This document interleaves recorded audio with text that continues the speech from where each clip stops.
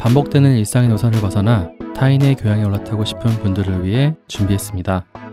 본격 지식생각 시선 투척 방송 개별 교양 환승센터 137회 패션편 지금 시작합니다.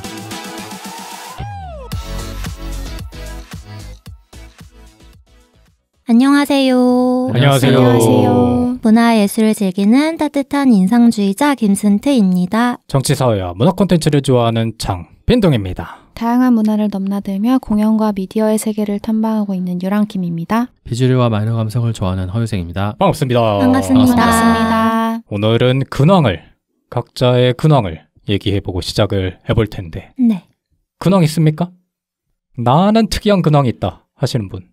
특이까지는 아닌데 네. 제가 지난번에 유랑님이 추천해주신 컨텐츠를 몇 개 봤어요. 네. 뭐요? 뭐였죠? 추락의 해부도 봤고 네. 추락의 해부 진짜 재밌더라고요. 재밌죠. 예. 너무 좋아요. 근데 좀 영화가 좀 길다는 게 단점이긴 한데 맞아요. 굉장히 흥미진진하게 재밌더라고요. 네. 지루하지만 재밌어요? 아니면 박진감 넘쳐요? 박진감 넘치는 스토리는 아니에요. 네. 네. 한 2시간 넘어요? 2시간 반? 아이씨.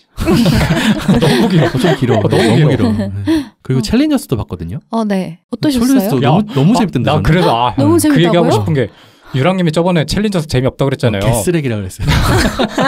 그거는 사실 편집될 수도 있어.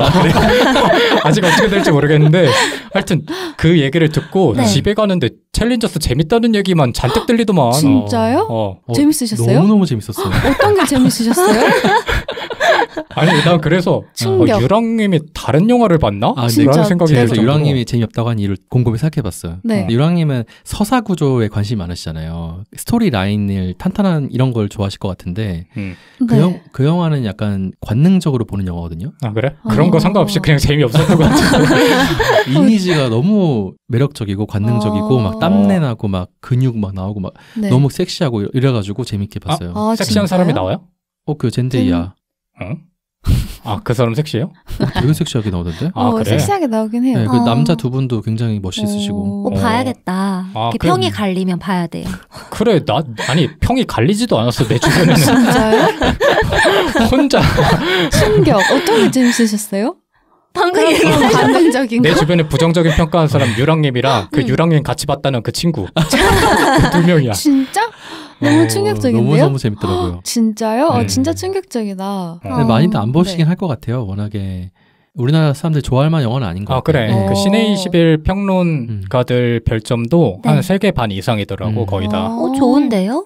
네. 그렇네요. 근데 시네필이라면은 보시면 정말 좋을 것 같아요. 너무너무 시네필 아니는 걸로. 이 사람은 시네필이 아니었어. 제가 같이 본 사람 정말 시네필 중에 시네필이었거든요. 당신한테 맞춰준 거 아니야 그냥? 그런가? 그냥 진짜 립서비스 한 건가? 내가 옆에서 하도 욕하니까. 어쨌든 재밌었다. 너무 재밌게 봤습니다. 아 궁금해진다. 너무 궁금해진다. 그러니까. 테니스 영화인데 제가 어렸을 때 테니스 쳤거든요. 그래서 다시 치고 싶다 이런 욕망이 막 끌어오를 정도로 나도 너무 재밌게 봐야겠다. 봤어요. 봐야겠다 진짜. 저도 다시 봐야겠네요. 또 유랑님은 근황 없어요? 저요? 저 지금 너무 충격받아서 영화 얘기 나왔으니까 네. 나도 영화를 최근에 봐가지고 저는 길이의 김대중이라는 다큐멘터리를 봤거든요. 네. 계속 봐야지 하다가 못 보고 있었는데 이번에 봤어요. 어떻게 봤어요? OTT 플러스요? 최근에 어. 저는 풀린 걸로 알고 있는데 OTT는 모르겠고 저는 시리즈온에서 봤거든요. 네. 재밌더라고요. 그리고 김대중 씨에 대해서 몰랐던 사실을 되게 알게 됐어. 그러니까 흔히 알고 있는 민주화 이미지가 되게 강하잖아요. 네. 근데 이 사람이 원래는 사업가였던 거예요. 그래요? 돈을 엄청 많이 벌었다가 돈을 버는 과정을 통해서 돈이 없는 사람들의 그런 시선을 갖게 된 거죠. 그래서 정치를 시작하게 됐다라는 걸 이번에 처음 알았는데 그러고 나서 이 사람의 서사를 보니까 더 대단해 보이더라고. 그래서 한 번쯤 보셨으면 좋겠어요. 그리고 통찰력이 대단하더라고요. 그 한 장면 제가 봤는데 네. 그 간수였나요? 교도소의 간수한테 인터넷의 개념을 설명하는 장면이 있는 걸로 알고 있는데 네. 그 당시 인터넷이 깔리기 전이었는데 그걸 다 이해하고 설명하시는 거예요. 맞아요. 너무 깜짝 놀랐어요. 예. 그리고 더 기대가 되는 거는 그 사람의 인생이 모든 부분이 나온 게 아니에요. 이 작품에서. 어떻게 보면 1편의 느낌이 강해서 네. 사람들이 많이 봐주면 2편도 나오지 않을까 싶어가지고 한 번쯤 보셨으면 좋겠습니다. 정치인 이전에 한 사람으로서의 김대중을 좀 알아가는 과정을 느낄 수 있지 않을까. 근황 없습니까, 순트님? 저는 결혼 준비를 하고 있습니다. 결국 하시는군요. 저희가 저희는 사전에 뭐 어찌저찌 하다가 들었습니다. 네. 저희 세 패널은 들었으나 이 사람이 방송에 언제 얘기할 것인지는 저희는 몰랐는데 네. 오늘 사실 뭐 제가 볼 때 별다른 근황이 없어가지고 맞아요. 그냥 맞아요. 얘기하는 것 같은데 맞아요. 아니지 그게 제일 큰 근황이지. 아니 그러니까 결혼은- 오늘 풀 생각은 없었던 것 같은데 얘기할 게 없어가지고 한 게 없지 않아 있을 것 같지만 그 전에 일단 너무 축하한다. 축하드립니다. 정말 감사합니다. 축하드립니다. 와. 네. 어떻게 하다가 어떻게 하다가? 그분 있잖아요. 네. 예전에 요리 자주 해주시는 맞습니다. 아, 그치. 맞네요. 그 김포였나요? 파주였나요? 어디 거기 애기 동산인가가 애기 동생은 그거 사이구나. 어, 무슨 뭐죠? 무슨 애기봉, 애기봉. 애기봉. 그래 애기봉. 좋은데 같이 가는 분 애기 동사는 조금 결혼한 사람한테 하여튼 그분하고 그분 맞습니다. 평생을 함께하기로 했다. 맞습니다. 와. 평생일쯤 모르는 거죠, 뭐. 그런 얘기하면 안 돼요. 그래, 그것도 무슨 아, 발언이야. 취소.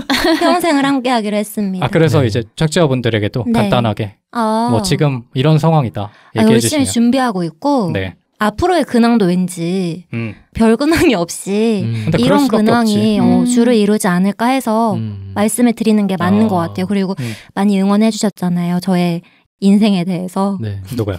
청취자분들이. 청취자분들이죠. 그리고 일단 우리는 저는- 아닌 것 같아가지고. 네.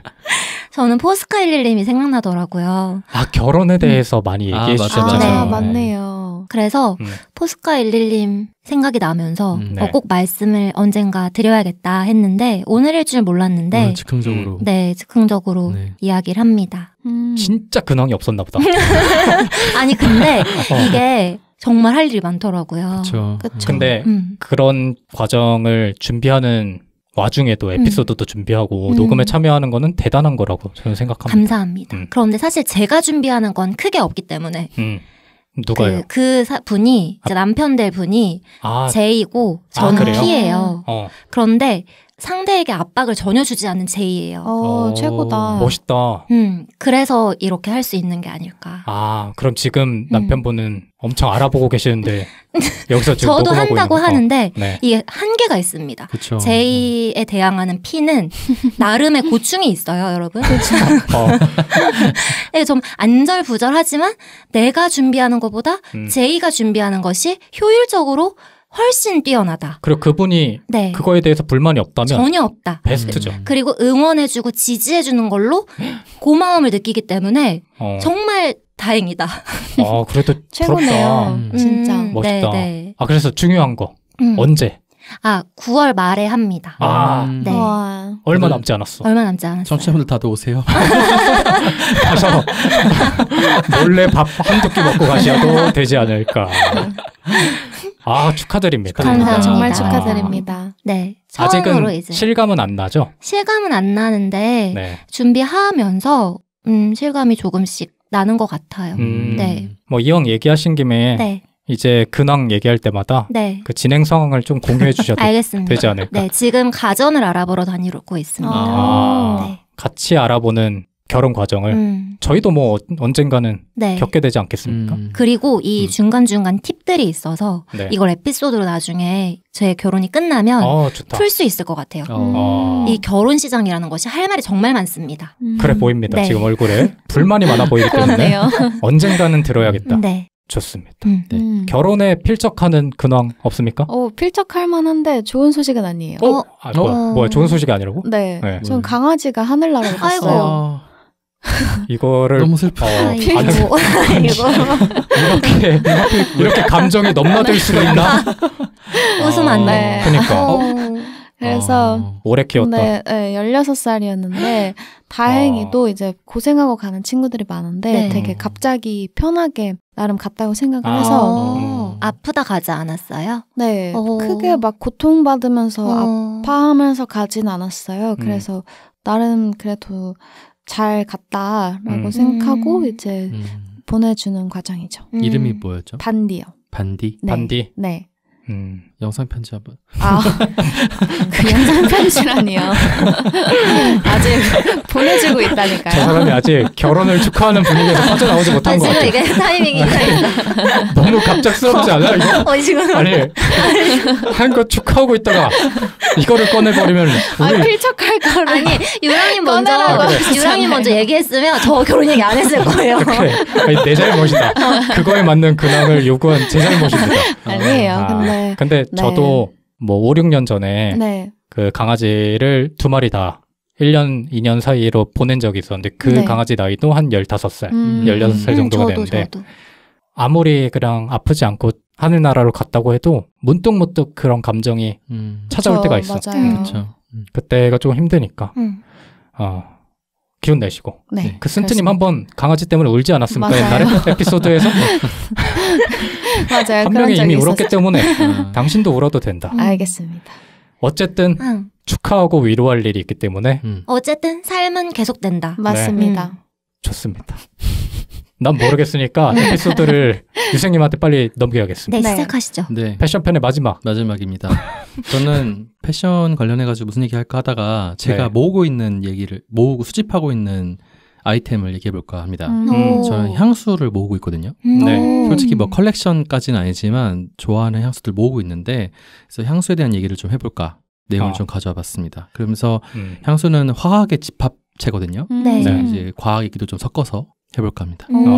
제가 지난주에 말씀드렸던 네. 샤넬 여사님이 그 향수계에서 인공향을 처음 입히신 분이십니다.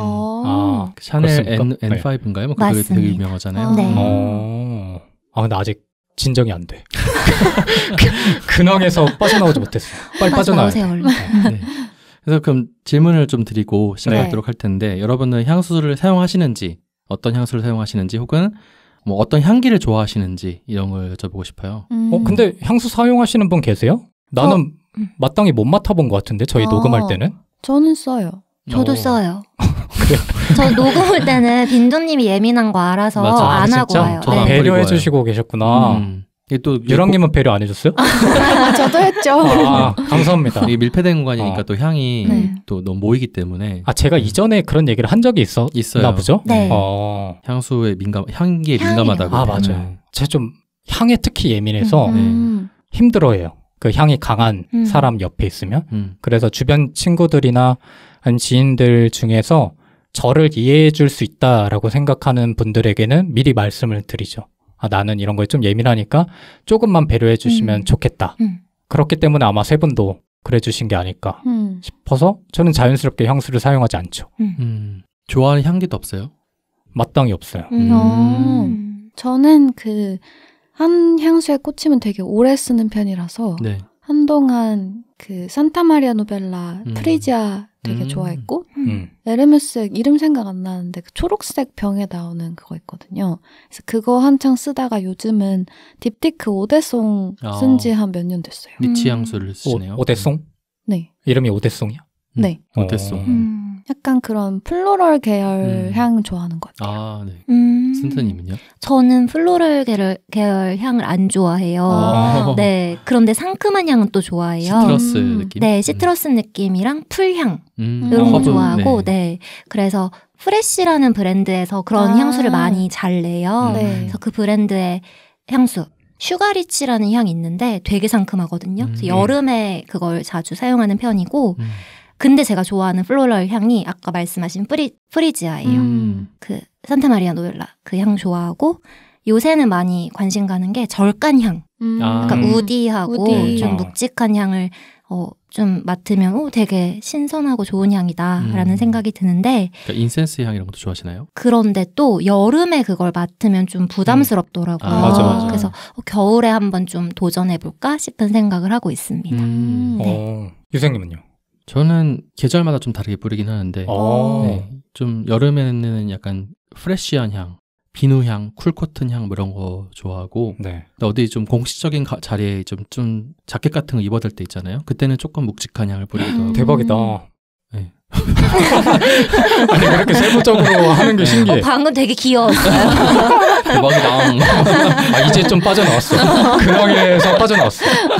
근데 세 분은 기본적으로 향수를 어느 정도 알고 계신 것 같은데? 알진 못해요. 그냥 맡아보고 좋은 거 사고. 그럼 서로의 향을 알아요? 알아요.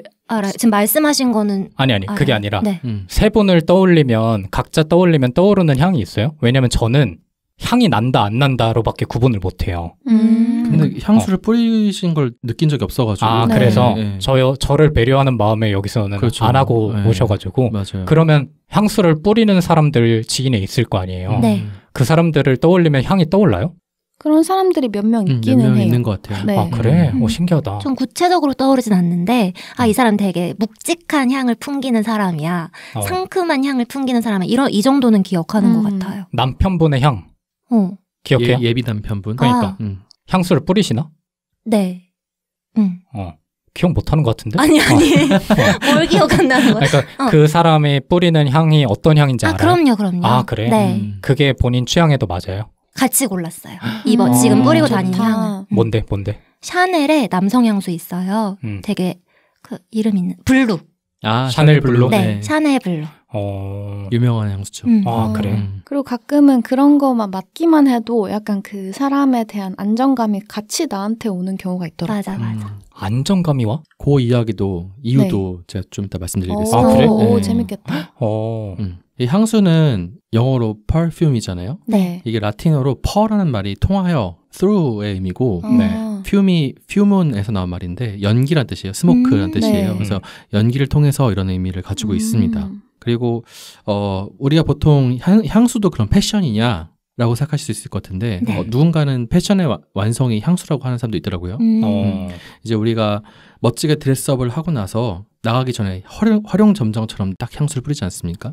그러면서 자기의 이미지도 형성할 수 있고 옷이 이제 시각적인 자기 표현이라면은 향수는 후각적인 자기 표현인 거겠죠. 네, 이런 의미에서 향수가 또 패션에 기여하고 있는 바가 크다고 생각이 됩니다. 이 향수는 언제 사람들이 이렇게 향수라는 걸 만들어서 뿌리기 시작했느냐 이거는 정확하게는 알 수는 없대요. 네. 실제로 과거에는 뭐 이렇게 씻을 만한 환경, 위생 환경이라는 게 딱 마땅하지가 않았잖아요. 그래서 자기 채취를 좀 더 좋게 만들기 위해 가지고 꽃이나 송진을 이제 기름에 녹여가지고 뭐 향을 바르기도 했고 이런 기록들이 나오긴 하는데 정확히 언제부터 시작이다 이렇게 이런 거는 알 수 없다고 합니다. 다만 인류가 향수를 쓴 역사가 오래됐다 정도만 알 수 있다고 생각할 수 있고요. 화학자가 증류법으로 그러니까 증류를 시켜가지고 향수를 만들었다는 기록은 약 3,000년 전, 기원전 3,000년 전 전에 메소포타미아 지역에서 발생했다고 그런 기록이 있다고 합니다. 또 4,000년 전 정도에는 향수 공장이 이제 그리스 근처에 사이프러스 섬 있잖아요. 거기에 있었다는 고고학적인 발견도 있었다고 해요. 근데 대부분 이런 과거 아주 예전에 있었던 이런 향수 사용은 종교적인 이유가 강했어요. 종교 의식에서 썼던 경우가 더 훨씬 많았다고 합니다. 제사할 때 향 피우는 그런 건가요? 맞습니다. 왜 피우지? 약간 환각을 일으키나? 뭐 그런 것도 있겠는데 이제 신에게 좋은 향기를 바친다는 의미. 그러니까 보통 제사 드릴 때 어떤 제물을 태우잖아요. 그 태울 때 그런 냄새를 가리는 용도기도 하고 신께서 그 향기를 흠양한다라고 생각했기 때문에 그런 좋은 향을 냈다고 합니다. 또 이제 그것뿐만 아니라 장례를 칠 때도 시신이 이제 썩으면서 냄새 악취가 심하니까 그런 것들을 가려주기 위한 그런 향유 이런 것들 많이 썼던 거죠. 그리고 또 과거의 사람들의 인식 속에는 좋은 향기가 질병을 없애준다. 그리고 신들이 보호해준다. 이런 개념이 있었다고 합니다. 그래서 향수를 썼다고 합니다. 근데 이제 과거에 이런 향수는 엄청 비쌌어요. 왜냐면은 어떤 특정한 원물에서 천연 원물에서 유효 향료를 이제 얻어내기 위해서는 예를 들어서 뭐 꽃잎 1kg를 이제 뭐 증류를 시키잖아요. 그러면은 뭐 에센셜 오일 뭐 10g도 채도 안 나오는 거예요. 그러니까 이게 엄청 부담스러운 작업이죠. 돈도 많이 드는 데다가 재료도 많이 쓰이는데 시간도 오래 걸려. 근데 실제 결과물은 너무 적어. 이러다 보니까 굉장히 비쌌다고 해요, 과거부터. 그런데 이 19세기 중반 무렵에 빅토리아 시대 화학자들이 연구실에서 향수를 만들기 시작했대요.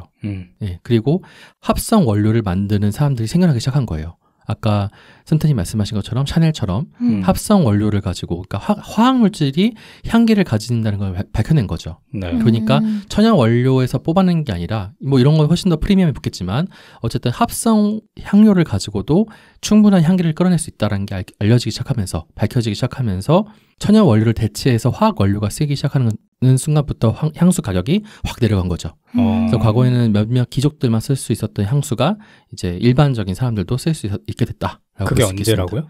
19세기 이후 정도 됩니다. 그러니까 비교적 최근이에요. 네. 네. 아까 유랑님께서 말씀해 주셨는데 어떤 특정 향기를 맡으면 그 사람이 생각난다. 혹은 그 향기로부터 안정감을 얻는다. 이런 말씀하셨는데 네. 그 이유에 대해서도 우리가 생각해 보기 위해서 우리가 향기 혹은 냄새를 인식하는 과정에 대해서 한번 이야기해 보도록 하겠습니다. 네. 여러분들은 향기나 냄새로 인해서 강렬한 인상을 받은 경험이 있다든지 혹은 뭐 그걸 통해서 과거를 추억해 볼 수 있었다든지 이런 경험이 있으신지 궁금합니다. 저 있잖아요. 나 있어. 근데 이거를 예전에 얘기한 것 같아서 국토종주 하면서 저는 네. 제가 인천에서부터 부산을 갔는데 네. 경기도쯤 가니까 도시의 이미지가 다 사라져요. 네. 거기서부터는 우리가 흔히 알고 있는 시골의 이미지가 나오기 때문에 그때부터 되게 즐기면서 국토종주를 했던 기억이 나는데 그 즐기게 해준 가장 큰 원인 중에 하나가 시골 특유의 향이었어. 그 장작 타는 냄새, 그 다음에 모기향 냄새 그런 것들이 저를 되게 안정적으로 만들어준 거예요. 네. 근데 생각해보니까 나는 시골이 없는데 왜 안정적으로 느끼지? 라고 고민을 해봤는데 시골을 경험해 본 적이 없어요? 시골에서 산 적이 없으니까. 근데 어릴 때 한두 번 아빠네 시골에 내려가서 한 2박 3일 정도 잤던 기억이 있어요. 근데 그때 기억이 떠오르는 거야. 그 향을 맡자마자. 그게 되게 신기했어. 그 이후로도 일부러 그런 향을 찾아서 뭐 여행을 가기도 했고 그런 기억이 있어서 저는 시골에서만 느낄 수 있는 향들의 안정감을 느끼고 좀 강렬하게 다가온 것 같아요. 그런 것들이. 저는 근데 우리 아까 너무 가볍게 유라님 얘기를 넘긴 거 지금 현타가 왔어. 아니요. 오히려 그렇게 무겁게 얘기할 일은 아닌 것 같고. 본인 혼자 가볍게 넘겼어요. 나랑 유생님은 무겁게 했어. 그래요? 저는 그 강아지 냄새를 그래서 얘기를 하고 네네네. 강아지 냄새에 안정감을 느꼈어요. 그래서 그 발바닥 냄새 있잖아요. 맞아요. 너무 좋지. 그래서 저희 집에 아직 그게 있어요. 저희 강아지 떠날 때 그 털을 조금 잘라놨어요. 그게 아직 있어요. 그래서 열어보진 못해요. 날아가진 않는데 이게 조그만한 한 5cm 되는 비닐팩에 밀봉해가지고 한 1cm 정도의 길이로 조금 잘라가지고 넣어놨거든요. 그래서 떠날 때 그게 너무 그리울 것 같은 거예요. 그 냄새와 그 털을 만지던 그 촉감 이런 게 그리울 것 같아가지고 넣어놨는데 그 당시에 저의 피로 회복제였어요. 안정감을 주는 냄새를 맡는 게. 네. 근데 그게 요새는 조카의 꽃순내, 조카의 정수리 냄새로 대체가 되긴 했어요. 특이 취향 아닙니까? 이 정도면? 아니요. 아기 냄새 진짜 좋아요. 그러니까 아기 냄새를 좋아하지 아기 정수리 냄새를 좋아하는 아니에요. 아기 정수리가 아기의 꽃순내의 결정체예요. 그렇습니까? 근데 이제 더 크면 아니래요. 지금 더 크면 진짜 그 냄새. 네. 적네. 정수리네. 정수리 쪘네. 지금 한 18개월, 19개월 됐는데 지금 아주 좋습니다. 근데 진짜 안정감을 느끼게 해주는 냄새들이 각자 있나 봐요. 유랑님은요? 저도 그 강아지 꽃순내 너무 뭔지 알고 글쎄요. 저는 그거 말고는 뭐 크게 느껴본 적이 없는 것 같아요. 그냥 네. 특별히 싫어하는 향은 있어요? 아니요. 그러니까 냄새에 그렇게 민감하지 않아요. 그래? 그냥 뭐 있으면 있고 말면 말고 이 정도의 느낌? 근데 그냥 예를 들어 좀 교회 나가면 산 같은 데 가면 산 냄새 나잖아요. 그런 거 그냥 한 번씩 좋고 아니면 예를 들어 누가 뭐 어떤 향수를 썼다라고 하거나 그냥 완전 모르는 상태에서 향수 냄새가 났는데 그게 되게 좋다라고 하면 그 사람이 좀 더 매력적으로 보이는 경우도 있었고 그 정도인데 그것 때문에 엄청 다른 기억이 난다던가 이런 경우는 많이 없었던 것 같아요. 근데 그거 있잖아요. 유랑님은 해외 생활을 많이 해봤으니까 국내에서 맡을 수 없는 향이 해외에서는 나는 경우도 있잖아요. 그런 사람 냄새 같은 거요? 사람 냄새가 됐든 그냥 거리의 냄새든 덜 예민해서 모르나? 뭐 그런 사람 냄새 정도는 있는 것 같은데 그렇다고 해서 뭐 크게 거기에 민감하게 반응하진 않았던 것 같아요. 그냥 그래? 뭐 다르구나 뭐 이렇게 했지 그것 때문에 그 이상의 생각을 하진 않았던 것 같아요. 진짜요? 센트님 옛날에 파리 가서 쩐내 때문에 힘들었다 그러지 않았나? 맞아요. 악취가 심하셨다고. 네. 근데 그 중국에 있는 그 시장도 되게 악취가 되게 심하지 않나요? 근데 악취라기보다는 그냥 별의별 음식을 다 만들다 보니까 그게 다 짬뽕 돼서 일단 잘 공감을 안 하는 것 같아요. 이 사람은 그냥 예민한 사람이 예를 들어서 아니에요. 악취가 나도 나는구만 하고 가지. 약간 그런 편이에요. 저는 쓰러져요. 혼미해져. 저 최근에 그런 경험이 있어요.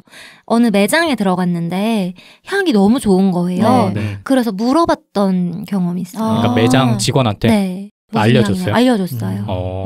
그때 저희 했던 얘기 중에 교보문고 냄새 이런 것도 있다고 했고 최근에는 룰루레몬 있잖아요. 네. 거기에 매장 냄새가 사람들한테 엄청 유행이었대요. 룰루레몬? 네. 운동복 파는데. 네. 그건 뭐지? 올리브영 같은 거?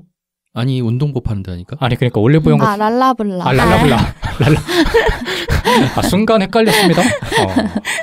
그래서 그걸 막 향수로 내달라고 하는 사람도 있었다고 하더라고요. 특별히 싫어하는 향 없나? 싫어하는 향? 네. 큐민이라는 향신료가 있거든요. 네. 그게 약간 그 양고기 먹을 때 뿌리는 건데 그 약간 암내가 나요. 그런 건 별로 안 좋아하긴 해요. 양고기 먹을 때 뿌리는 그 빨간색 말고 그거는 딴 거고 큐민이라는 그러니까 양고기 중에서도 약간 좀 그 불쾌한 냄새 나는 양고기가 있거든요. 가끔씩. 네. 그게 큐민이라는 향신료가 들어서 그래요. 아 그래요? 네. 그걸 또 즐겨 먹는 사람도 있더라. 맞아요. 그 냄새 때문에. 사람도 있더라고요.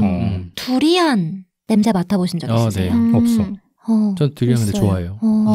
그 대부분 싫어하지 않아요? 되게 엄청 꾸리는 나요. 근데 괜찮아요? 전 먹을만하더라고요. 근데 저는 고수를 못 먹어요. 고수향이 고수향 싫어요. 고수향 좋아하세요? 싫어.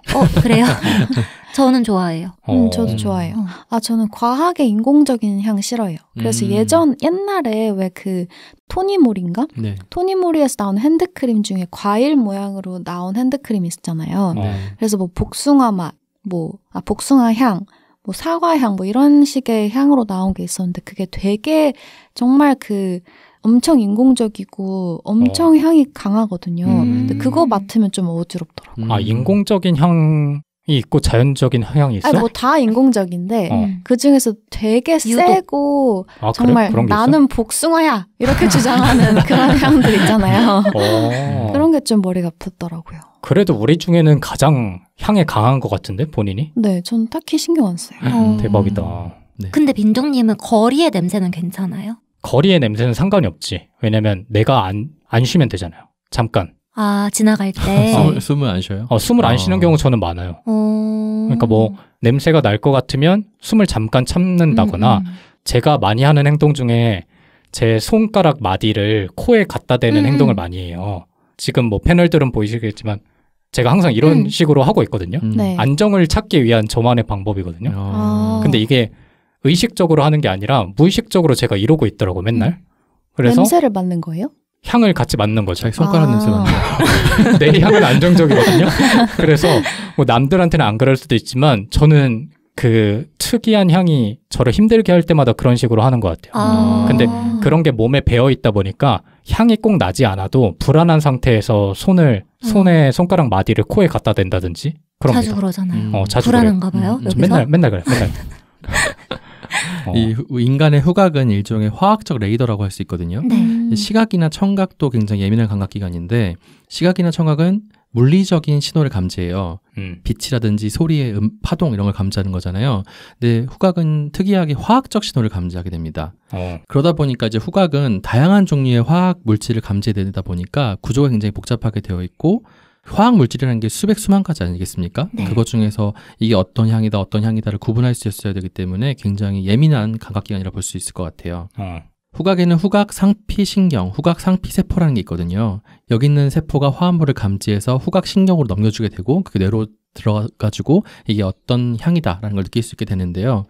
후각 상피 세포 근처에는 후각 점막이라는 게 있어요. 네. 점막이라는 말에서도 아실 수 있겠지만 점액질이 분비가 됩니다. 네, 그래서 이 점액질이 끈끈한 점액질이 분비가 되어 있고 거기에 화학물질이 들어오게 되면은 그 점액질에 화학물질이 녹아요. 네. 그러면서 그것이 녹으면서 단백질과 냄새 분자 단백질이라는 걸로 결합을 하게 되고 그것이 후각 수용체에 결합하게 되면서 그 화학적 신호가 전기적 신호로 바뀌고 그것을 뇌가 인식하게 됩니다.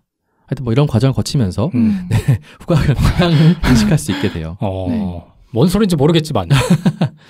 근데 이 후각 신경세포를 자극하는 게 냄새 분자거든요. 네. 우리가 보통 어더런트라고 부르는 어더 냄새 뭐 이런 뜻이잖아요. 네. 어더? 네. 작가 아니야? ODOR. 어더런트 그러면 냄새 분자 뭐 이런 뜻이거든요. 네. 냄새 유발 물질 이런 뜻인데 사람은 한 몇 종류 정도를 감별해낼 수 있을 것 같다고 생각하시나요? 향을? 네. 300개? 300개? 의외로 적을 것 같아요. 몇 개? 10개? 10개? 10개? 그러니까 너무 심한 거 아니에요? 중에서 조합을 해서 나도 인지를 그렇게 하는 생각하는데? 거예요. 생각보다 사람들은 많이 감지낼 수 있습니다. 한 10,000종류 정도를 감별해낼 수 있다고. 아니, 향이 그렇게 많아? 향은 훨씬 더 많아요. 왜? 그 분자가 엄청나게 많으니까. 네. 그러니까 내가 말하는 거는 명명되는 향이 그치. 적은 거지. 아니 난 예를 들어 빈도님의 모자 냄새, 옷 냄새 이것도 하나하나의 다른 냄새일 수 있잖아요. 그러니까 그게 화학적으로 다 다르게 분류가 된다는 거잖아요. 실제로 이제 이런 화학 물질이 어떤 것들이면 보통 휘발성 유기화합 물질이거든요. 네. 이게 한 200만 종 있다고 해요. 200만 종? 네. 총 휘발성 그 유기화합물은. 네. 근데 그 중에서 향을 내는 거는 40만 종 정도로 알려져 있대요. 그러니까 이게 40만 종 정도가 냄새 분자인데 그 중에 사람이 한 10,000개 정도 감별해낼 수 있는 거죠. 근데 유랑님이랑 내가 말한 거는 그 10,000개를 한 10개에서 20개 정도로 이렇게 분류? 할 수 있지 않나라는 건데 그게 아닌가? 네, 10,000종류를 감별해낼 수 있습니다. 네, 이게 뭐 특이한 이걸 과학적으로 설명하면 너무 어려워가지고 그냥 하여튼 10,000종류 정도 할 수 있다라고 생각하시면 될 것 같아요. 물론 이 10,000개의 그런 후각세포가 있는 거냐 그건 아니거든요. 10,000개의 후각 수용체가 따로 있는 게 아니라 특정한 어떤 향기 분자의 그 구조에 따라 가지고 수용체가 어떻게 달라붙냐가 달라지다 보니까 네. 이제 감별해내게 되는 건데 그것까지는 말씀드리기는 어려울 것 같으니까 넘어가도록 하겠습니다. 네.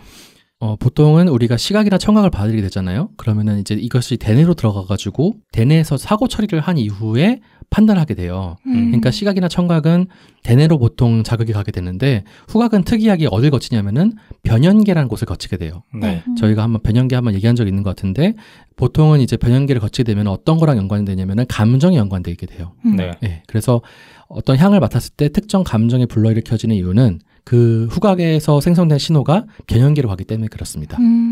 그러면 시각이나 청각은 그렇지 않아? 그렇지 않아요. 그런 사람들은 뭐예요? 훨씬 착각하는 건가? 훨씬 덜 해요. 후각보다는. 네. 그리고 특이하게 이 변연계 이후에 어딜 거치냐면 또 해마를 바로 거치게 돼요. 네. 해마 하면은 여러분 보통 어떤 곳이라고 알고 계시죠? 기억. 그렇죠. 기억 중에서도 장기 기억을 저장하는 곳이라고 알려져 있어요. 네. 그러니까 어떤 향기를 맡았을 때 특정한 기억이 소환되는 것도 이 해마를 거치기 때문에 그렇습니다. 그러니까 그게 뭐 사람들이 느끼는 착각이 아니라 과학적으로 가능한 이유가 있었구나. 맞습니다. 네, 그래서 이 변연계로 들어가다 보니까 감정을 불러일으키고 해마로 바로 들어가기 때문에 기억을 불러일으킨다. 이런 특징이 있어요. 후각이. 이 후각은 사실상 시각과 청각에 비해서 훨씬 더 빠르게 맞게 되거든요. 네. 예를 들어서 저쪽에서 숲이 막 타고 있어. 근데 그거를 가장 먼저 감지할 수 있는 거는 사실은 냄새거든요.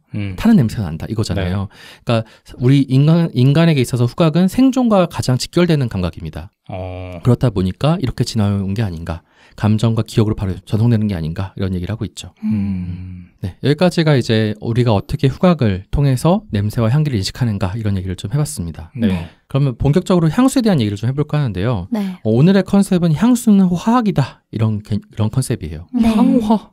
뭐 하는 거예요? 향수는 화학이다. 네. 그래서 향수에 숨겨진 이게 오늘 에피소드가 근황에서부터 이상해졌어요. 네. 어쨌든 남 탓을 한다고 저렇게? 향수는 화학입니다. 네. 그래서 향수에 숨겨져 있는 몇 가지 화학적 원리들을 좀 설명해 볼까 하는데요. 네. 가장 기본적으로는 확산 현상에 대해서 얘기해 볼까 해요. 네. 확산이라 하면 농도가 진한 곳에서 농도가 낮은 곳으로 자연스럽게 분자들이 이동하는 현상을 얘기합니다. 네. 그래서 여러분들이 물에다가 잉크를 한 방울 똑 떨어뜨린다고 생각해 보시면요. 네. 잉크가 점점 어떻게 되나요? 퍼지죠. 퍼져요. 골고루 퍼지게 되죠. 그렇죠? 네. 네, 향수도 마찬가지입니다.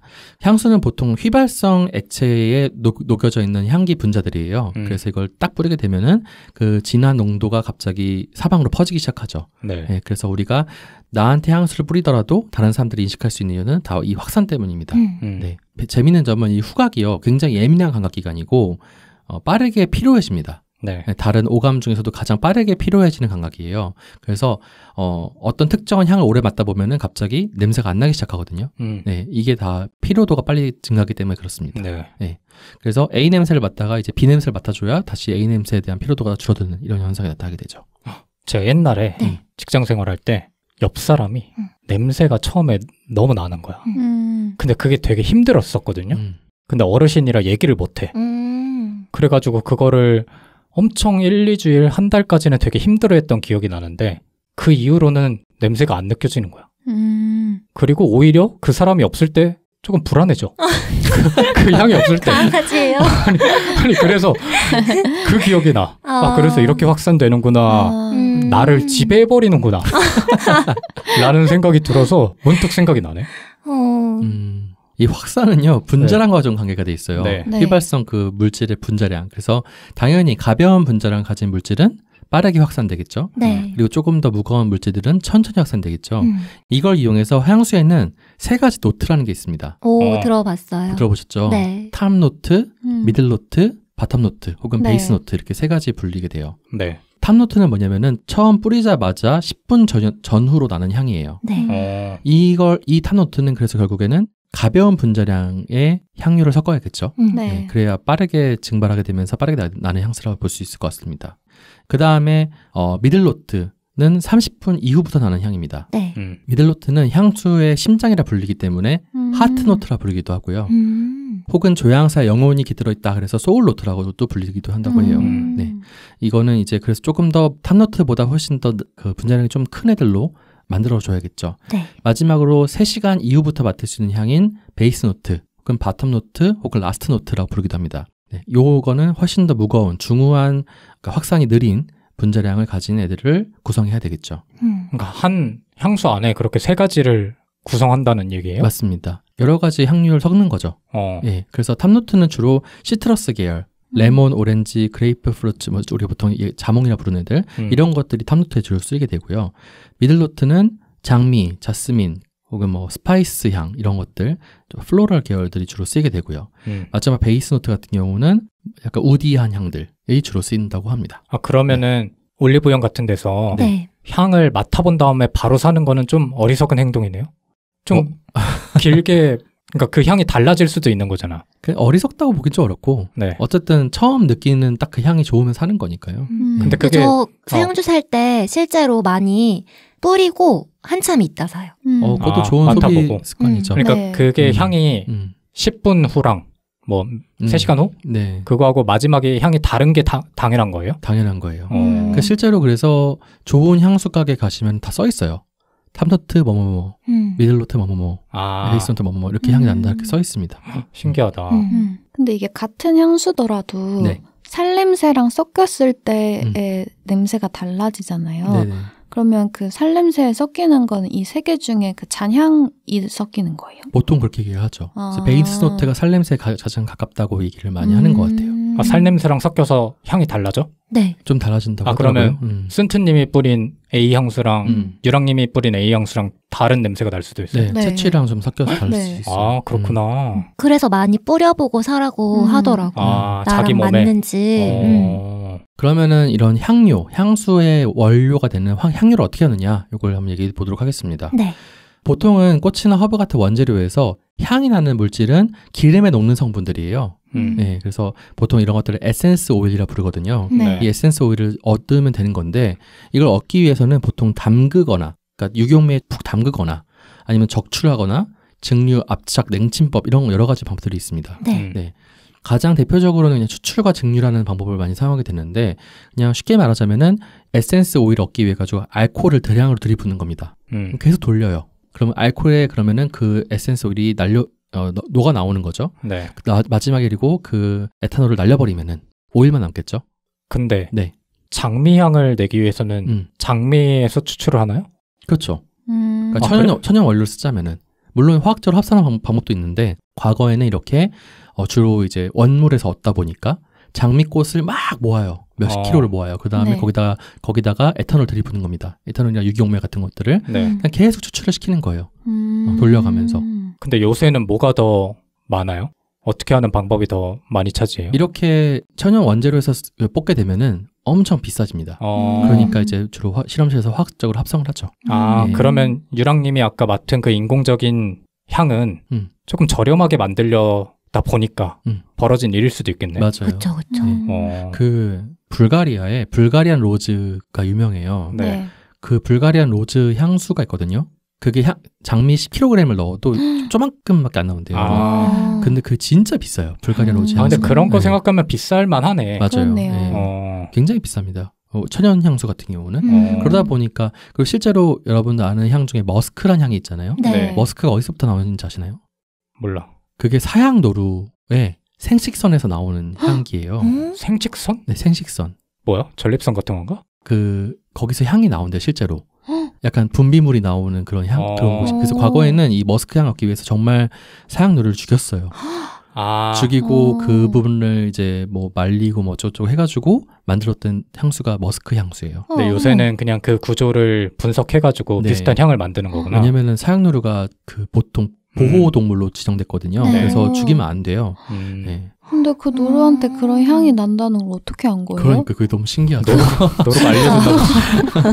과거에 뭐 사냥하다가 그 걔네들한테 그런 냄새가 나더라 해서 알고 보니까 그런 걸 수도 있겠죠. 여러분 또 그 용연향이라고 아시나요? 용연하는 향? 그 향유고래 토사물 같은 건데 그 굳어져 만든 건데 그것도 엄청나게 니치 향수로 값어치가 있어요. 그래서 과거에 어떤 기사를 본 적이 있냐면 어떤 꼬맹이가 바닷가를 지나가다가 용연향을 주운 거야. 그게 몇백만 달러 정도 받았다고 하더라고요. 하여튼 그런 걸로부터 그런 걸 계속 추출해서 했는데 이런 것도 너무너무 비쌉니다. 그래서 지금은 좀 다른 방식으로 쓰고 있긴 한데 어쨌든 간에 원물에서 그러니까 천연 원물에서 뽑아내기 위해서는 에센스 오일을 뽑기 위해서는 보통은 이런 증류법 지금은 가압 증류법이라 그래가지고 수증기를 통해서 이제 뽑아내는 방법을 많이 씁니다. 근데 여러분 그 향수라는 영화 보셨나요? 봤어요. 그 향수라는 영화 보시면은 주인공이 처음에는 이제 그런 증류법을 이용해가지고 향수를 뽑아내거든요. 향기를 뽑아내는데 이 주인공이 향수에 집착하다가 사람을 죽이잖아요. 맞아요. 그런 다음에 그럼 죽인 사람의 시체를 어디 넣었냐면은 왁스에 넣습니다. 보셨나요? 몰라, 저는 못 봤어요. 못 보셨나요? 왁스에 넣게 돼요. 그럼 그 왁스 속으로 향기 성분이 침투되는 거예요. 왁스가 녹여내게 되는 거죠. 왁스? 왁스가 뭐야? 그 기름 왁스. 왁스? 왁스하면 난 떠오르는 이미지가 없는데? 머리카락에 바르는 그 기름 있잖아요. 스타일링 할 때. 그게 왁스인가? 네, 왁스. 갑자기 이 왁스라는 단어가 되게 낯설게 느껴져. 헤어 왁스 같은. 네, 헤어 왁스 같은 기름으로 만들어진. 그 바셀린 생각하시면 될 것 같아요. 거기에 집어넣는 거기에 집어넣으면 그게 기름 성분이다 보니까 몸에 있던 채취가 이제 글로 빨려 들어가게 되죠. 마지막에 그리고 그 왁스를 녹여버리게 되면은 이제 에센스로 넣는 거예요. 이런 방법을 냉침법이라 부릅니다. 이런 방법으로도 이제 얻기도 합니다.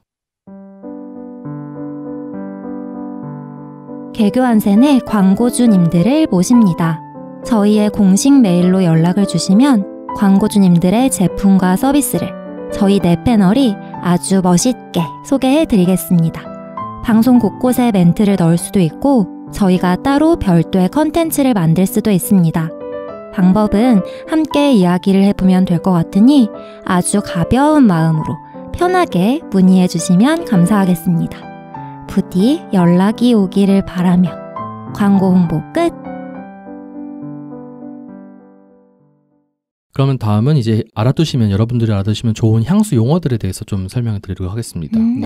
향수 용어하면 여러분 알고 계신 뭐 용어가 있으신가요? 향수 용어? 그 코오롱과 콜롱. 코오롱? 농도에 따라서 코오롱은 되게 연한 농도의 코오롱이야, 코롱이야. 코오롱. 코오롱? 그 브랜드 이름? 아니에요. 그러면 쿨롱이라고 보통 영어로는 쿨롱이라고 하죠. 그래요? 이 사람은 코오롱이라고 얘기했는데 코롱이라고 쿨롱. 그 연한 거와 프랑스어로 되게 어려운 용어들로 그 농도에 따라 값도 달라져요. 맞아요. 그래서 아까 유생님이 말씀하신 그런 추출한 것을 얼마나 넣느냐에 따라서 값이 달라지는 것 같아요. 그걸 지칭하는 용어들이 있더라고요. 아, 맞아요. 그래서 아까 그 샤넬 블루 말씀드렸잖아요. 네. 그것 또한 3종류인가 4종류인가 나뉘어져 있어요. 그래서 연한 단계는 값이 저렴하고 진한 단계는 값이 비싸고 이러더라고요. 그래서 그걸 부르는 용어가 생각은 나진 않는데 그걸 막 공부했던 것 같아요. 저도 정확하게는 모르는데 그냥 그 오드 퍼퓸. 맞아, 그거예요. 오드 뚜알렛. 뭐 그 정도의 종류 차이가 있다? 네. 정도만 알고. 제가 말한 게 요거. 당신은 그렇게 얘기 안 했어요. 그 용어가 이거다. 그 어려운 프랑스 용어가 오드 뚜알렛이었어. 뭐 얘기 나온 김에 해보자면은 퍼퓸이 있고 오드 퍼퓸이 있고 오드 뚜알렛이 있고 오드 컬렁이 있습니다. 오, 맞네. 있죠. 어디서 주워 듣긴 했구만. 네, 이거는 이제 부향률과 관련된 건데 부향률이란 건 뭐냐면은 향의 강도라고 생각하시면 될 것 같아요. 그래서 알코올 속에서 그 퍼퓸 오일이 에센스 오일이 얼마나 섞였느냐, 그래서 얼마나 강도가 세고 오래 지속되느냐, 요거를 얘기하는 건데 그냥 퍼퓸은 부향률이 15% 이상이에요. 그러니까 알코올에 그 오일이 15% 이상 들어간 거죠. 그래가지고 이게 한 10시간 정도 지속된다고 합니다. 가장 강한 애죠. 그리고 가격도 굉장히 고가라고 합니다. 그래서 단순히 퍼퓸만 파는 매장은 솔직히 찾기 어렵습니다.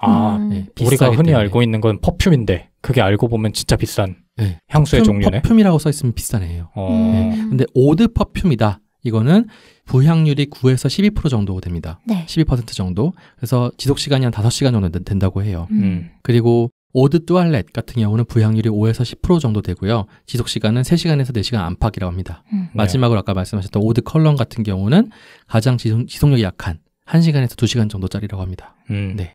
그거 말고도 이제 어코드라는 단어가 있어요. 어코드라는 용어가 있습니다. 어코드라고 하면은 조합된 향의 특징을 얘기합니다. 그 향수를 뿌렸을 때 가장 지배적인 향이 뭐냐라는 거죠. 예를 들어서 딱 뿌렸는데 꽃향기가 난다. 꽃 중에서도 제스민 향기가 난다. 그러면은 이 향수의 어코드는 제스민이다. 딱 뿌렸을 때 자몽향이 확 난다. 그러면은 이 향기 어코드는 자몽이다. 이렇게 얘기할 수 있는 거죠. 이 정도 용어는 알아두시면 좋을 것 같고요. 그리고 향기를 지칭하는 용어들을 몇 가지 알려드릴게요. 이건 한번 맞춰보시죠. 신맛이 나는 과일들에서 나는 향. 시트러스. 맞습니다. 꽃향기. 플로럴이랍니다.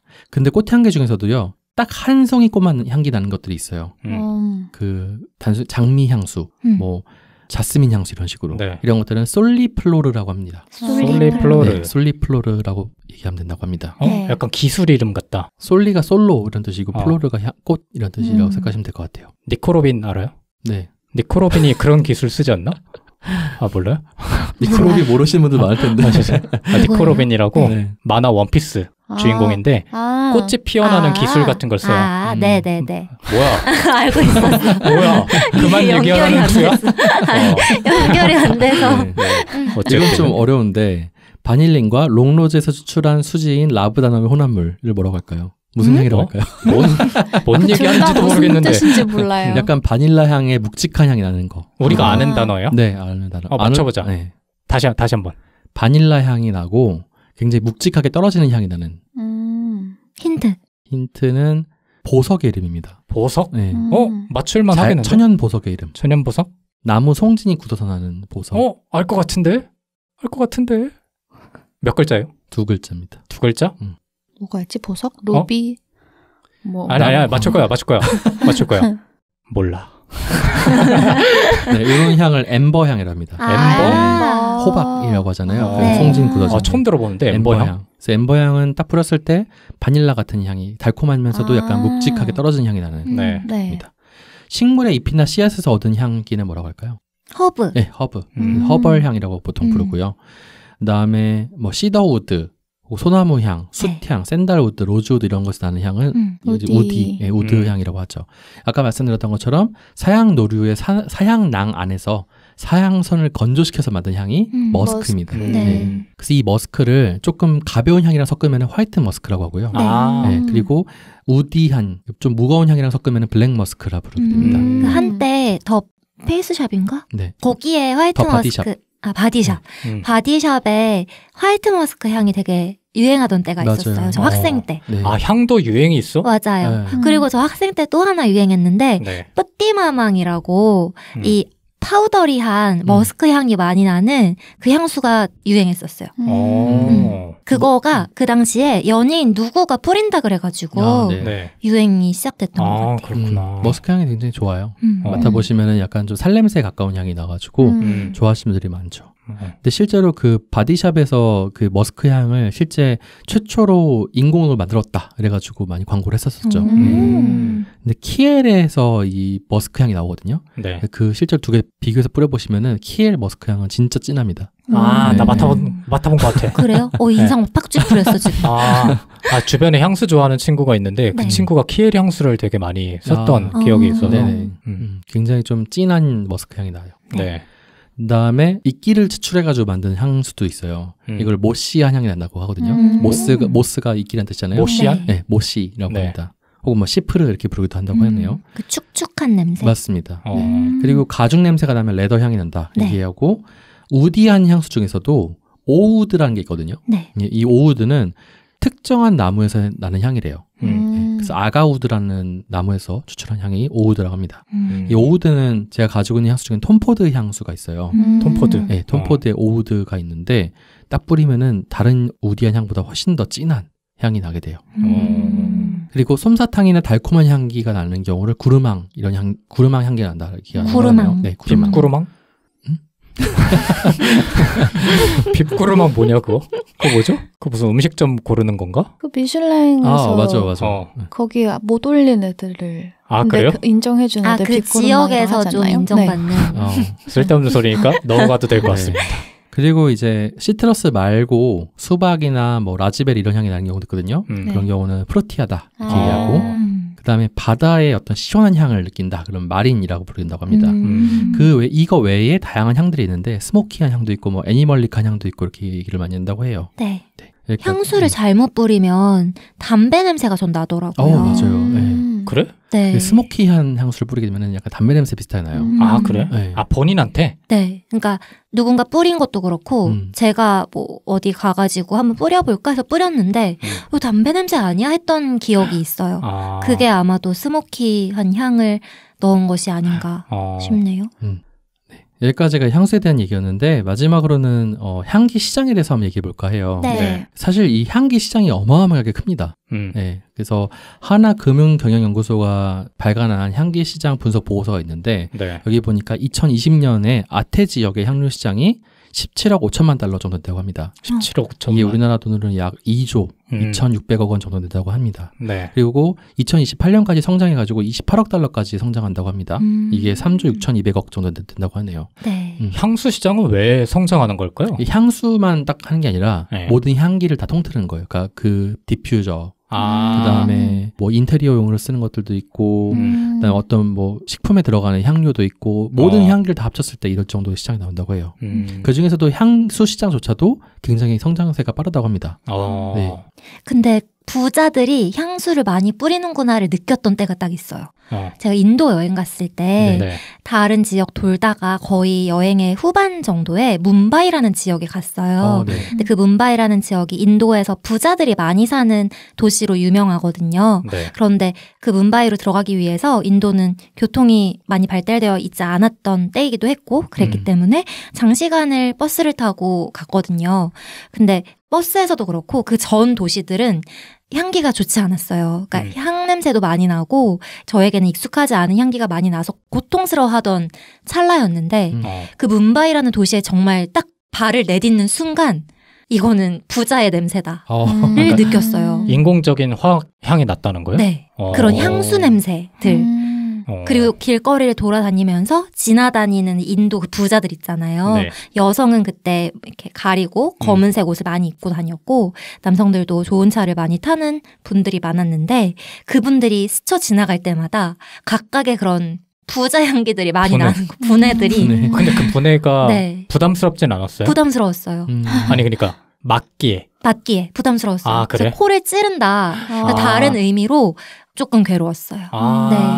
부자들은 정말 향수를 많이 쓰나 봐 이런 생각 그때 학생 때였으니까 했던 것 같아요. 차라리 그냥 냄새 나는 게 나아요? 그거랑 비교하면? 다른 지역에서?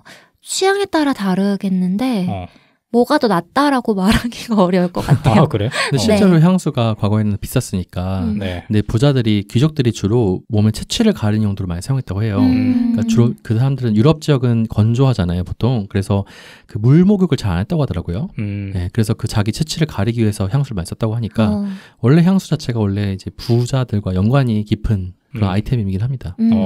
근데 이 말에도 공감이 되는 게 아침 메뉴로 김치찌개 같은 거 먹을 때 있거든요. 네. 그러면은 직장 갔을 때 냄새가 날 것 같아서 향수 뿌리는 경향이 있어요. 그래? 김치찌개 냄새는 다 이해하지 않나? 근데 음식 냄새가 좀 별로 그쵸, 안 좋을 때가 사람에 따라서는 불쾌할까 봐. 저희 저번에 고등어 먹고 여기 들어왔다가 맞아. 무슨 생선 쩐내가 너무 나가지고 괜히 죄송했잖아. 그런 휘발성 화합물들이 굉장히 강력하기 때문에 옷감에 또 들러붙으면 잘 빠지지 않거든요. 최근에는 그래서 몸에 뿌리는 향수뿐만 아니라 이제 드레스 퍼퓸이라 그래가지고 조금 더 저렴하게 나오는 향수들, 그 옷 향수들도 많죠. 근데 향수를 이렇게 향을 배합해가지고 새로운 향들도 만들어내잖아요. 네. 사람의 채취도 향수로 만들 수 있나요? 그 영화처럼? 향수란 영화처럼? 아니, 왜냐면, 네. 아까 순투님도 그렇고, 뭐, 유랑님도 그렇고, 강아지가 됐든 사람이 됐든 그 사람의 향을 기억해보고 싶다라는 니즈도 있을 수 있잖아요. 네. 그런 걸로 약간 장례용품 같은 게 나올 수 있지 않나? 해가지고. 근데 진짜 그 사람의 딱 냄새를 추출하려면은, 사람을 가지고 정말 해야 되거든요. 아, 그래? 근데 뭐 비슷하게 만들 수는 있을 거예요. 향료들 몇 가지 조합해가지고 비슷하게 할 수 있지만 진짜 그 냄새를 원한다면 진짜 그 사람 그 생명체를 가지고 해야 되잖아요. 그건 조금 윤리적 문제가 크지 않을까. 근데 비슷하게 만들면 그 사람의 누군가의 향을 간직하고 싶어요? 네. 나도 그래. 근데 지금의 방식으로밖에 이제 만들 수 없다면 굳이라는 생각은 드네요. 그러니까 그렇지 않은다면 할 마음은 있고 가지고 싶다라는 마음은 있고. 네. 예전에 근데 그 유퀴즈에서 조향사분이 나오신 적이 있거든요. 네. 근데 그분이 그 부자 노인분이 오셔가지고 자기가 첫사랑의 냄새를 향수로 만들어달라 했다는 얘기가 있었어요. 근데 알고 보니까 그 첫사랑이 쓰던 샴푸 냄새였나? 비누 냄새 이런 거였대요. 그러니까 사람이 생각보다 채취보다는 그 사람에서 나는 다른 냄새일 수도 있다. 근데 이미 있을 것 같은데 그렇게 향수 업계에서 뭔가 하고 있을 것 같다라는 생각이 드는데. 근데 강아지 꼬순내 이런 거는 그런 거는 근데 보편적인 향이니까 있을 것 같고 이미. 그래요? 그 강아지들마다 좀 다르던데요. 그래? 네. 그건 알아서 하시고. 제가 알아서 하라니 진짜 너무하네. 미안합니다. 먼저 말 시켜놓고. 너무하네. 미안합니다. 하여튼 그런 시장이 나타날 수도 있을 것 같다. 그렇죠. 미래에는. 근데 있더라도 그게 뭐 좋을 것 같기도 하면서도 약간 그 아까 첫사랑 얘기하시니까 첫사랑도 그냥 정말 기억일 때 좋은 거지 다시 마주한다고 하면 그게 항상 깨지는 경우가 발생을 하잖아요. 그런 것처럼 그냥 그 그리워하는 마음까지 담아서 그 냄새를 기억하는 거랑 그걸 실제로 재현해야 하는 거랑은 좀 차이가 있을 것 같다는 생각이 있어요. 차이가 있겠지. 근데 궁금하지 않을까? 그러니까 정말 보고 싶을 때 그 향수를 맡으면서 더 정확하게 기억할 수 있으니까? 만약에 내가 돈이 있다고 하면 만들어보고 싶을 것 같아. 그게 꼭 첫사랑뿐만 아니라 가족이라든지. 근데 그 향을 찾을 수 있을지도 저는 의문이에요. 맞네요. 그치. 그 사람의 생전에 해야겠지. 아니면 되게 예민한 후각을 갖고 있는 사람이 설명을 잘해야 된다거나. 뭐 어쨌든 그랬습니다. 네. 최근에는 과학이 발전함에 따라서 센테크라는 게 발전되고 있다고 해요. 이 센이라는 게 그 향기를 의미하는 SCENT, 센트하고 테크놀로지의 테크가 합쳐진 거죠. 이게 뭐냐면은 향기를 단순하게 제조해서 파는 게 아니라 분석도 하고 뭐 향기 전송도 시켜주고 그걸로 가지고 다른 여러 가지 일을 할 수 있는 것들이 센테크의 일환인데 예를 들자면 이런 게 있습니다. 디지털 조향이라는 게 있어요. 그래서 AI가 사람들이 설문을 쭉 하는 걸 기준으로 해가지고 자기가 생각해서 향수를 만들어주는 거예요. 뭐 그런 그 부스도 있었던 것 같은데. 이걸 실제 네덜란드에 있는 기업에서 서비스를 하고 있다고 합니다. 그래서 고객의 설문조사 데이터를 기반으로 AI가 향수를 제조하는 이런 형태. 그리고 스마트 디퓨저라는 것도 있거든요. 이건 뭐냐면은 향기가 나는 캡슐을 몇 가지 넣는 거예요. 그래가지고 특정 시점에서 갑자기 향기가 나게 해주는 거죠. 내가 좋아하는 향기를 나게 만들어주는 스마트 디퓨저 이런 거. 네. 이런 것도 있고요.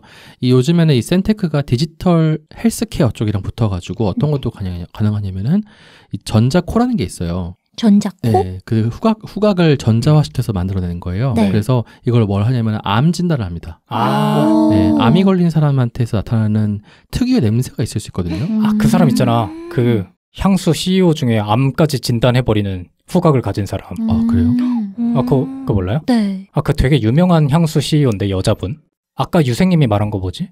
유생님이 쓴다고 한 거? 딥티크인가? 톰 포드? 딥티크는 유랑님. 그 사람 아닌가 싶은데 하여튼 네. 어떤 유명한 향수 CEO가 암에 걸린 사람의 그 향까지 발견해낼 수 있다고 해가지고 엄청 유명했어. 뭐 어쨌든 요새는 그래서 이 전자코 이노즈라고 하거든요. 네. 이걸 가지고 암 진단에 활용하고 있다 하는 기술들이 개발됐다고 합니다. 네. 뭐 하여튼 이래서 이 향기라는 게 단순하게 개인을 이제 표현하는 어떤 패션 수단 넘어가지고 네. 다양한 기술적인 것과 만나서 다양한 산업으로도 확장되고 있기 때문에 이 향기 산업이 앞으로도 점점 커질 것 같아요. 이런 얘기를 오늘 준비해봤습니다. 네. 뭐 이런저런 얘기를 해봤는데 어떻게 들으셨나요? 너무 재밌었어요. 향수를 이렇게 과학적으로 이해하려고 한 시도조차 해보지 않았고 이렇게까지 모르고 있었는데 굉장히 흥미롭게 들었습니다. 제가 아마 가장 무지한 것 같은데. 근데 빈종님은 그러면 좋아하는 향기를 찾아보고 싶다는 욕구도 없어요? 좋아하는 향은 있어요. 어떤 향 좋아해요? 모기향 냄새. 목욕탕 냄새. 향 냄새, 목욕탕 냄새. 그러니까 모기향 그 초록색으로 뱅글뱅글 돌아가는 그 향 냄새. 그다음에 목욕탕 냄새, 장작 타는 냄새, 절 냄새. 좋아하는 향 있네요. 그런 것들을 보통 향수로 쓰진 않잖아요. 향수로 많이 써요. 아, 그래요? 네. 내 주변은 그런 사람 없던데. 근데 그런 것들을 뭐 디퓨저라든지 네. 아니면 그 인센스라든지 그런 걸로 가끔 피우긴 하죠. 근데 웬만하면 안 좋아하니까 향수를 안 쓰려고 하고 주변 사람들이 안 썼으면 좋겠고 그런 생각을 가진 사람 입장으로서 흥미롭게 들었다. 세 분이 의외로 많이 아시는 것 같아서 신기했다. 저도 재밌게 들었고 앞으로 향을 구매할 때 더 유심히 볼 것 같아요. 그래서 나에게 맞는 향수의 그 노트들이 있잖아요. 네. 그 노트들 중에 어떤 게 나랑 잘 맞을까를 좀 다양하게 맡아보고 싶다는 생각이 들었어요. 네. 그거 하나씩 얘기해주면 안 돼요? 뭐요? 추천 향수. 추천 향수? 누구에게 추천? 뭐 누가 됐든 본인들의 내가 쓰고 있는 것 중에서 안 써도 되고 뭐 로망인 향수가 있을 수도 있잖아요. 근데 명품처럼. 그게 추천 향수면 대상이 명확하게 있어야 되는 거예요. 대상? 청취자. 네. 그러니까 명확한 한 명이. 성별과 나이와. 네. 저한테 해봐요 그럼. 나는 어차피 없으니까. 하기 싫어요? 이솝에 제가 추천할게요. 이솝에 되게 우디하고 그 태씰? 정확한 이름은 모르는 종류가 되게 많더라고요. 근데 이솝에 그런 되게 나무 향이나 뭐 자연향 같은 향들이 많아요. 그래서 좀 잘 어울리시지 않을까요? 이솝? 네. 이솝 핸드크림 쓴 사람들 향이 되게 별로던데? 그거랑 좀 달라요. 달라요? 핸드크림은 좀 허브 향이 많이 나고. 미안합니다. 추천해 주셨는데 버리네. 오늘 왜 그래요? 미안합니다. 이솝의 우디 향? 네. 근데 이솝 가서 몇 개 맡아보시면 조금 더 맞는 향수를 찾을 수 있지 않을까. 이솝이 되게 아로마틱하고. 네. 이미지도 어울리는 거. 아, 그래요? 네. 하나 적고 두 분은? 저도 이솝. 딴 거 없어요? 유생님 뭐 있어요? 저는 메종 마르지엘라 레플리카 시리즈 중에 재즈바인가? 라이브러리도 좋고 재즈바도 좋거든요. 네. 하여튼 그쪽에 약간 우디하고 좀 진한 향 잘 어울리실 것 같아요. 근데 나로 하니까 뭔가 이상하다. 왜요? 왜? 부끄럽죠 지금. 부끄러우니까 각자의 연인에게 추천해주고 싶은 향수 이런 거 없어요? 연인에게? 그러니까 그 로망 향수 있잖아. 난 남자면서 모르는데. 아, 그래요? 그런 건 생각 안 해봤어? 근데 선물할 때 그래, 선물할 때 좋은 향. 유소풀이라는 유소풀이라는 회사 그 향수 브랜드가 있어요. 네. 좀 저렴한 브랜드예요. 거기에 작약향이 나는 게 있거든요. 네. 굉장히 좋습니다. 궁금합니다. 네. 그런 거를 선물한다. 선물해준 적 있어요. 세심하네. 두 분은 샤넬 그 블루 말고 없어요? 그렇게 딱 정해놓은 건 없는 것 같아요. 근데 향수 말고 여름에 그 목욕 브랜드 뭐죠? 도브? 아니요. 러쉬. 러쉬의 더티 향이라고 있어요. 더티 스프레이. 저 별로 안 좋아해요. 그래, 나도 별로 안 좋아해. 그거. 그래요? 근데 그거 여성들이 되게 좋아해. 그거 그러니까. 되게 상쾌하더라고요. 좀 이상한 향 나 그거 진짜. 그래요? 네. 근데 매니아층이 있어. 센트님은 그거 싫어하시니까, 플로럴 향 싫어하시니까, 네네. 그 메조종 마르질라 레플리카 시리즈 중에 레몬 트리가 있어요. 네. 굉장히 레몬 향이 정말 많이 나는 상큼한 향이거든요. 잘 어울리실 것 같아요. 유령님. 저는 그 르라보에 그 가죽향 나는 거 있잖아요. 유명한. 쌍탈? 네, 쌍탈. 네. 상탈? 쌍탈. 상이탈이? 아니죠? 네. 그게 근데 제가 뿌렸을 때는 저한테는 정말 안 어울리더라고요. 근데 그러니까 예를 들어 조금 남자가 뿌렸을 때 되게 훨씬 향이 더 좋게 느껴지는 향수인 것 같아요. 그래서 매력적인 향이더라고요. 네. 르라보 하니까 또 르라보에 히노키라는 향이 있어요. 좋죠. 그 향도 좋아요. 편백나무 향이. 네, 그 향 왠지 잘 어울릴 것 같아요. 근데 얘기 들어보니까 되게 궁금하다. 향들이. 궁금하다고요? 끝이에요, 오늘? 네, 끝입니다. 향수. 흥미롭네. 흥미롭습니다. 청취자분들도 댓글 달아주시는 걸 보면 여러 향수를 아마 추천해 주실 수도 있을 것 같아요. 맞아요. 본인들 쓰시는 향 남겨주시면 좋을 것 그러니까요. 같아요. 그거 한번 다 쌍끌이 해가지고 한번 하루 몰아잡고 한번 제가 맡아보겠습니다. 그리고 저 추천드리고 싶은 거 있어요. 향수로 처음부터 사기 부담스러우실 수 있잖아요. 그럼 대부분의 브랜드에서 그 향으로 만들어진 바디로션이나 바디워시도 팔아요. 근데 향이 조금 다르긴 하지만 간접적으로 나에게 어울리는지 내가 그 향을 입었을 때 좀 편안한지 이런 걸 느껴볼 수가 있거든요. 그리고 더 저렴하겠네. 향수보다. 네, 조금 더 저렴해요. 네. 그래서 그런 방법으로 먼저 체험을 해보시고 그 다음 향기를 구매하시는 것도 하나의 방법이 될 수 있을 것 같아요. 좋습니다. 이렇게 패션 편이 마무리되는데 기획자로서 어떠셨습니까, 유랑님? 되게 다양한 이야기를 들을 수 있어서 재밌었고 뭐 팬티에 향수에 맞다. 팬티 편이 있었군요. 맞습니다. 명품까지 굉장히 다양한 스펙트럼의 이야기가 나와서 제가 기대했던 것보다 훨씬 재밌게 들었습니다. 확실한 거는 안 했던 얘기를 많이 한 것 같아요. 네. 팬티 편이 무사할 수 있을지는 아직 업로드가 되지 않아서 기억이 안 나네요. 그러니까요. 기억이 안 나네요. 안 올라갈 수도 있습니다. 문제가 생기면. 어쨌든 패션 편이 이렇게 마무리되고 저희는 그러면 다음 주에 월간 인서트로 다시 찾아오도록 하겠습니다. 고생 많으셨습니다. 감사합니다. 감사합니다.